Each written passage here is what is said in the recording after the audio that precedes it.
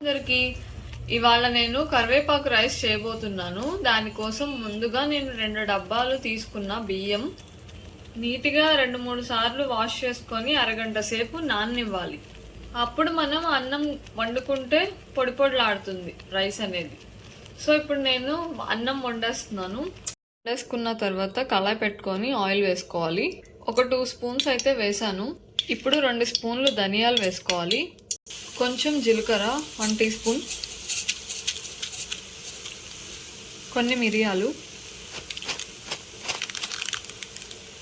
తర్వాత పచ్చిశనగపప్పు, మీకు నచ్చితే మినపప్పు వేసుకోండి 1 స్పూన్.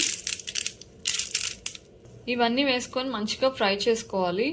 అవి ఓ 2 నిమిషాలు ఫ్రై అయ్యాక ఎండుమిరపకాయలు వేసి ఫ్రై చేసుకోండి.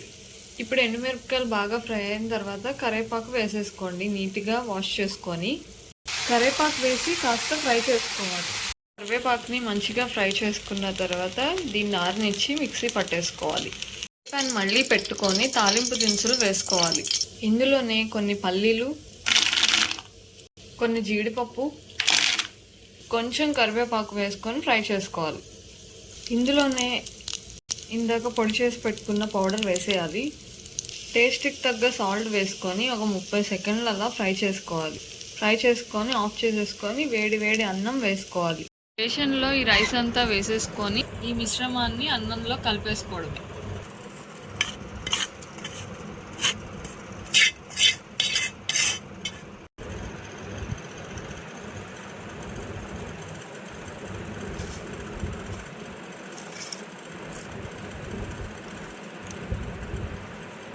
ఇలా చక్కగా అంతా కలిసేలాగా కలుపుకోవాలి.